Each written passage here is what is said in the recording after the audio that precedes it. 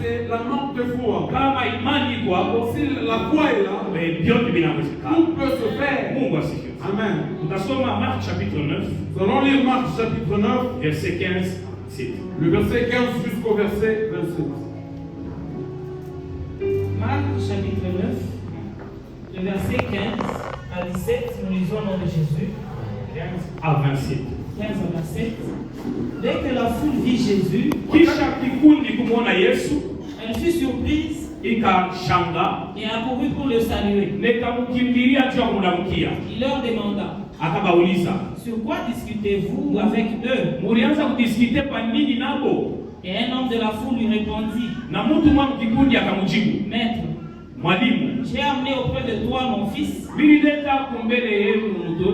qui est possédé d'un esprit muet.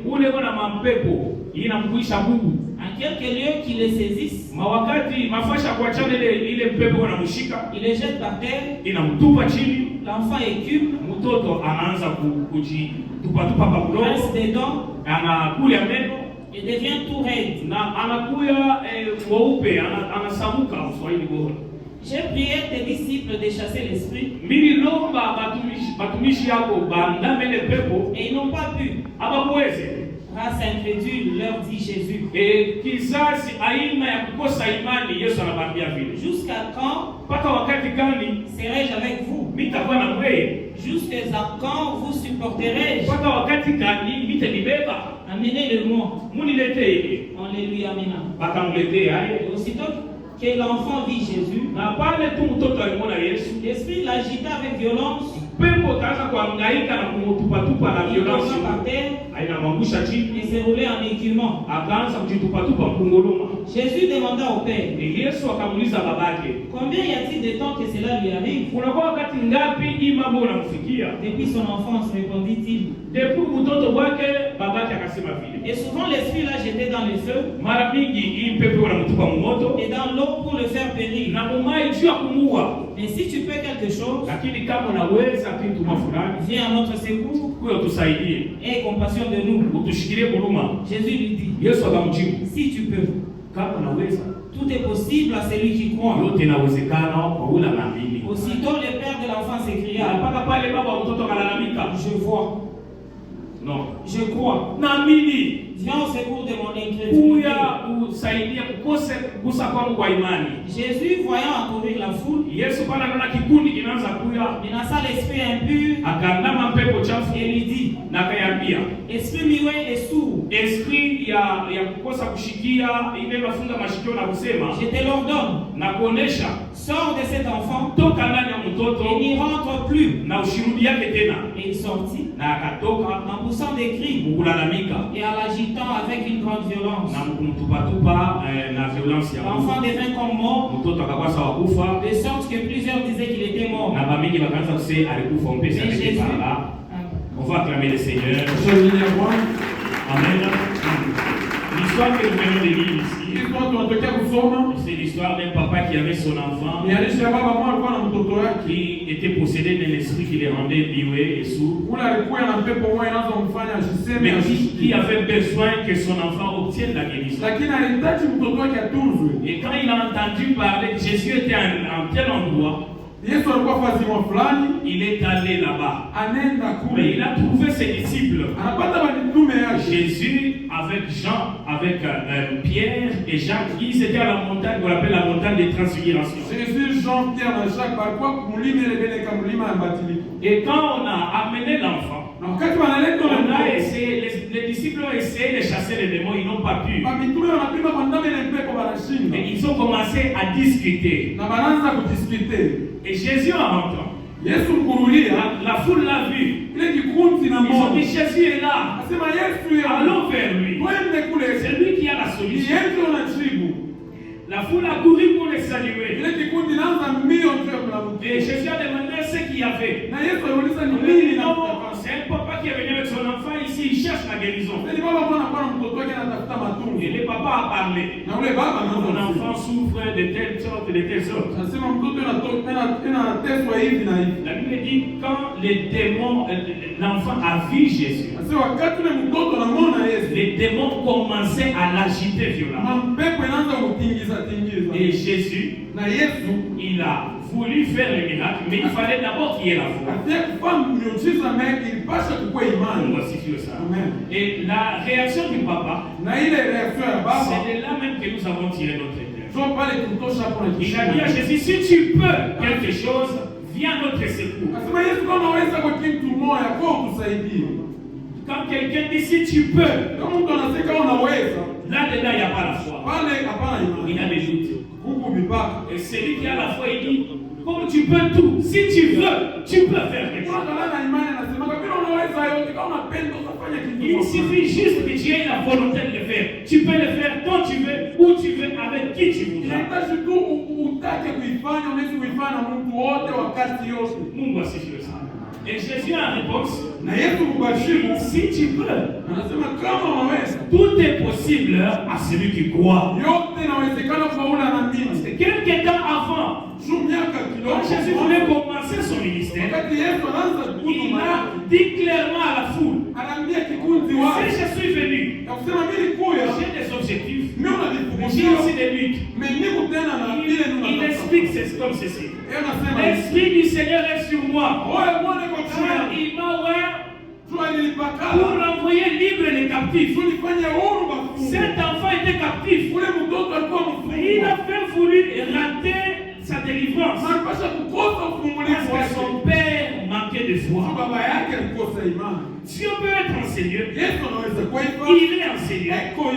Tu peux quitter le Seigneur sans recevoir ta guérison si tu n'as pas la foi. Parce que tout est possible à celui qui croit. Dieu est toujours prêt à opérer des miracles. Dieu veut toujours faire du bien à ses enfants. Mais il a besoin que tu aies la foi. Parce que sans la foi, il est impossible d'être agréable à Dieu. Et quand tu manifestes ta foi, Dieu dit voilà le terrain favorable pour qu'il se fasse un miracle. Mungu asifiwe sana. Mungu atukuze sana. Quel que soit le défi que tu peux avoir ce soir, la solution de ton problème, c'est Jésus. Et il a besoin que tu aies la foi. Tu dois avoir la foi. Est-ce que quelqu'un a la foi en Seigneur? Je ne connais pas ton problème. Peut-être que je n'ai même pas envie de connaître ton problème. Dieu connaît ton problème. Et c'est lui qui va déterminer ce soir. Moi, je ne suis qu'un passage. Je ne suis qu'un pont par lequel il va passer. Mais Dieu va guérir quelqu'un en Seigneur. Même si on t'a mis à l'hôpital, il est impossible que tu guérisses du sida. La Bible dit que tout nom fléchit devant le nom de Jésus. Comme le sida c'est un nom, ça doit fléchir devant le nom puissant de mon Jésus. On va situer ça. Jean chapitre 5.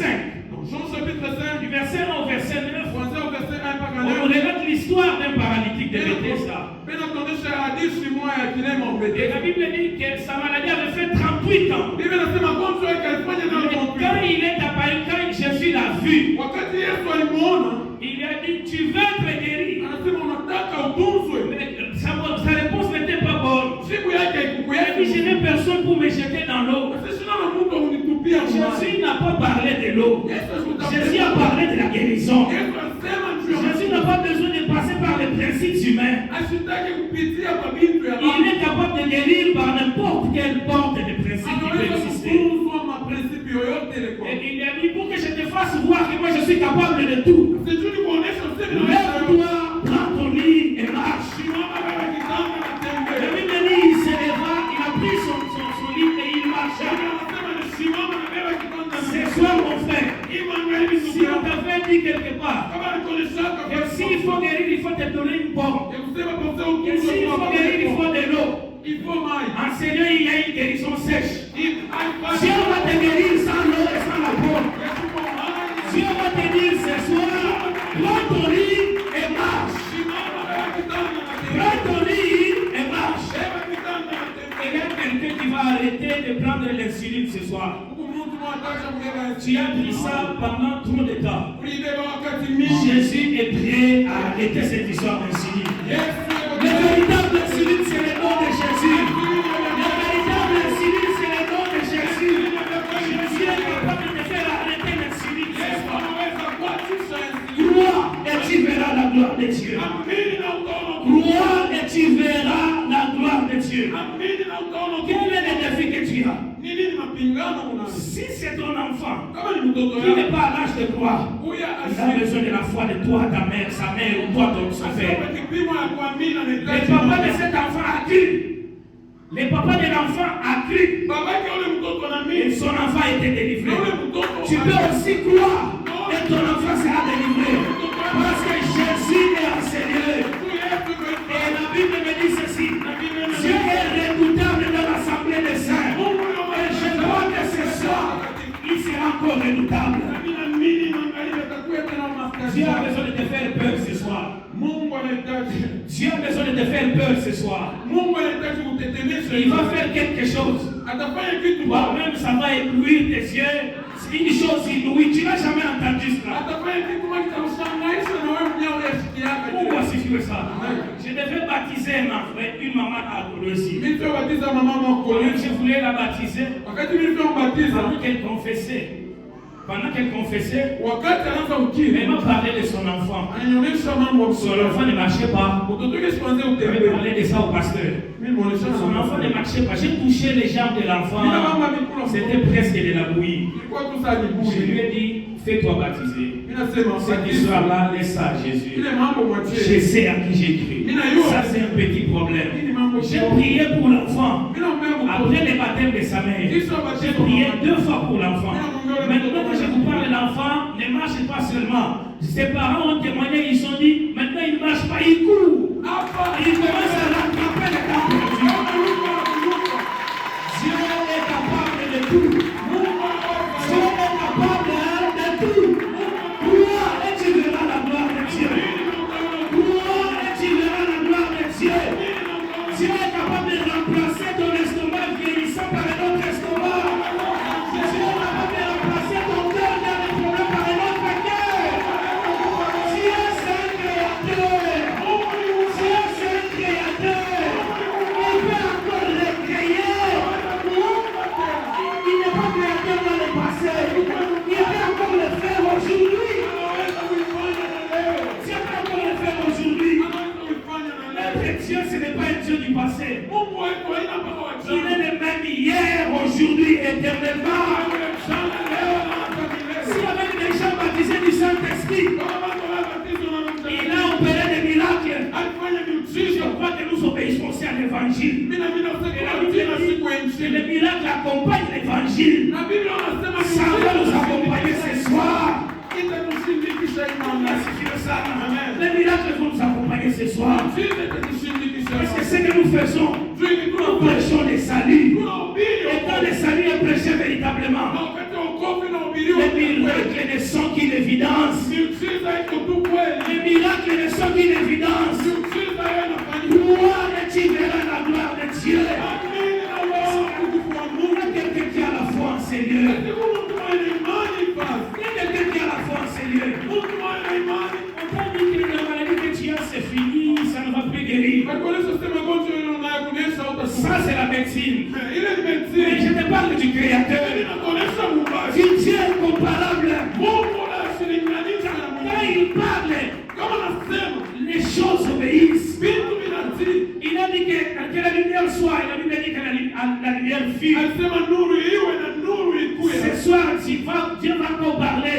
Il a que l'estomac soit et l'estomac sera.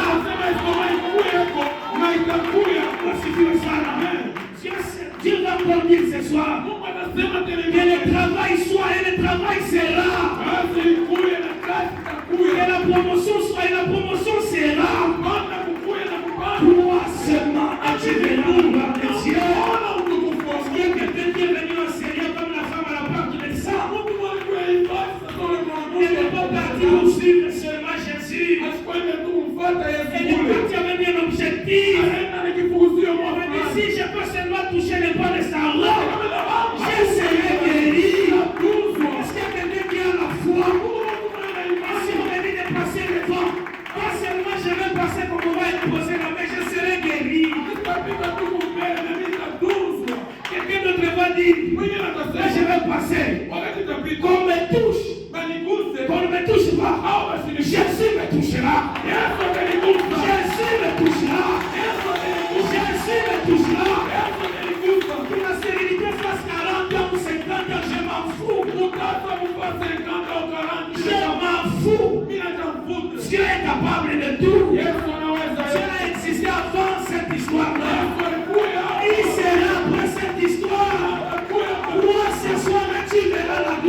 Jésus. Est-ce qu'il y a quelqu'un qui peut se lever et commencer à prier? Tu as un problème, tu es souffrant. Passe devant. Dieu va te guérir. Mon Dieu est vivant. Mon Dieu est vivant. L'une des raisons pour lesquelles Dieu opère des miracles, c'est pour que tu saches que même s'il est invisible, il existe. Même s'il est invisible, il existe. J'aime comment Paul appelle les dons spirituels. Il dit les manifestations de l'esprit. C'est-à-dire les manifestations de celui qui est invisible. Dieu veut se manifester, il opère des miracles. Ce soir, les possédés seront délivrés. Passe avec foi.